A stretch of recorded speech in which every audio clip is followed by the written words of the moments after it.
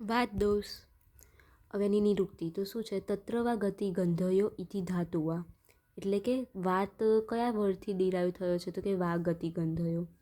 એનો મિનિંગ શું થશે? કે ટુ મૂવ એટલે ફરવું, મેક ડાઉન અને ટુ એન્થ્યુઝ. પછી એના સિનોનિમ યાદ રાખવાના: મારુત, ચલ, અનિલ, પવન, સમીરન, સદાગતિ. પછી એનું પંચભૌતિક સંગઠન શું છે? તો કે વાયુ આકાશ ભૂતાભ્યમ વાયુ, એટલે કે વાત, આકાશ અને વાયુ મહાભૂતથી બનેલું છે. પછી એનું લખવાનું છે એપિરિયન્સ, સ્વરૂપ. અવ્યક્તો વ્યક્ત કર્મા ચ, એટલે ચક્રવાણી શું કહે છે? કે અદૃષ્ટયત, એટલે એ દેખાતું નથી, ખાલી એનું ફંક્શન ખબર પડે છે, કારણ કે એમાં આકાશ અને વાયુ મહાભૂત છે.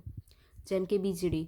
વીજળી આપણને આમ બીજલી એટલે જેમ કે લાઇટની કનેક્શનનું ખબર નથી પડતી આપણને, બટ એના ફંક્શન પરથી ખબર પડે છે કે હા અહીંયા લાઇટ થઈ, એ રીતે.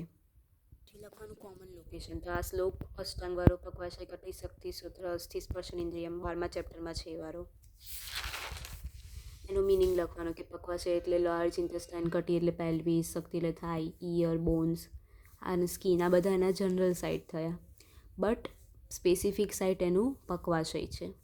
પછી એની પ્રોપર્ટી લખવાની: તત્ર વૃક્ષો લઘુ શીત ખર સૂક્ષ્મ ચલો અનિલ, એનો મિનિંગ લખી દેવાનો. હવે અહીંયા ડ્રાયનેસ અને રફ બંનેમાં ડિફરન્સ શું? મિનિંગ તો સરખો થોડો થયો.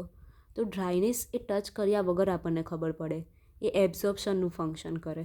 જ્યારે રફ એ ટચ કરીને ખબર પડે કે આ રફ છે કે નહીં, જેમ કે સ્ક્રેપિંગ, આમ સ્ક્રેપ કરીને જોઈએ ત્યારે ખબર પડે કે એ રફ છે. પછી વાયુના બીજા બે અલગ ક્વોલિટી છે, એક યોગવાહી અને એક દારૂણ. યોગવાહી એટલે શું? એ જેની જોડે રહે ને એવું કરવા લાગે, અને દારૂણ એટલે હાડ બનાવવામાં હેલ્પ કરે. પછી એકલું 5 માર્ક્સમાં આ પૂછાય છે મોસ્ટ આઈએમપી, કે અકોર્ડિંગ ટુ ચરક વાતનું ફંક્શન લખો. તો એનો મોટો શ્લોક છે જે છૂટો કરીને લખ્યો છે, વિથ મિનિંગ લખવાનો છે.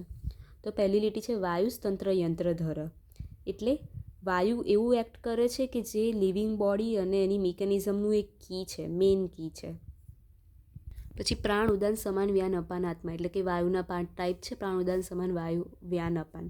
પછી પ્રવર્તક ચેષ્ટાનામ ઉચ્ચ વચનામ, એટલે it promotes all types of bodily action, આપણી બોડીની એક્શનને પ્રમોટ કરે છે, કરવામાં ઉત્તેજિત કરે. નિયંતા પ્રણેતા ચ મનસ, એટલે નામ પરથી જ મનસ એટલે કે માઇન્ડનું જે સાયકોસોમેટિક એક્શન છે એને ઇનિશિએટ કરે છે. શ્લોક પરથી જ, બરાબર.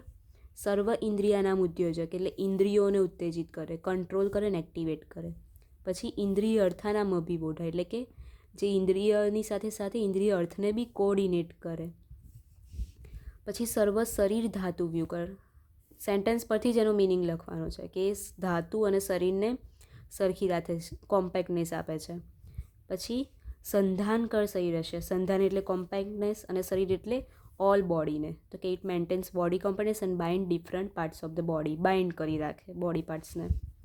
પ્રવર્તકો વાચ, વાચ એટલે સ્પીચ આવી તો સ્પીચને ઇનિશિએટ કરે. પ્રકૃતિ સ્પર્શ શબ્દયો, નામ પરથી જ, કે સ્પર્શ એટલે ટચમાં અને શબ્દ એટલે સાઉન્ડ માટે. પછી શ્રોત્ર સ્પર્શ યો મૂલમ, એટલે કયો શાનો રૂટ છે? Cause of the auditory and tactile sense faculties. પછી હર્ષ ઉત્સાહીઓની, એટલે હર્ષ એટલે પ્લેઝર માટે અને ઉત્સાહ એટલે એન્થુઝિયમ માટે. સમીરનો અગ્નિ, અગ્નિ એટલે ડાયજેસ્ટિવ ફાયરને સ્ટિમ્યુલેટ કરવી. દોષ સંશોધન એટલે દોષોને એબ્ઝોર્બ કરવું. ક્ષેપ્તા બહિર મલાનામ, મલાનામ બહિર, અને ક્ષેપ્તા એટલે ફેંકી દેવું, તો એલિમિનેટ કરવા એક્સક્રેટિવ પ્રોડક્ટ્સને બહાર, એમ પ્રોપર ટાઈમે. પછી સ્થૂલ અનુસ્ત્રોત સામભેગતા, એટલે it forms all the body channels, minute અને લાર્જ. સ્થૂલ એટલે નાના, અનુ એટલે મોટા, બધા સ્ત્રોતસને બનાવે છે એ. પછી કરતા ગર્ભાકૃતિ નામ, એટલે ગિવ્સ ડિફરન્ટ શેપ એન્ડ કવ, જે એમ્બ્રિયો છે એને કમ્પ્લીટ શેપ અને કવ આપે છે. પછી આયુષો અનુવૃત્તિ પ્રત્યય ભૂતો ભવતી અકુપિત, એટલે કે આપણી લોંગેટિવિટી લાઈફને કન્ટિન્યુ રાખવા માટે બી આ જરૂરી છે. અને આ બધા ફંક્શન અકુપિત વાતના હતા, એટલે કે કોઈ બી દોષ વગરનો, વિશિએટેડ નહીં. એના ટાઈપ્સ અને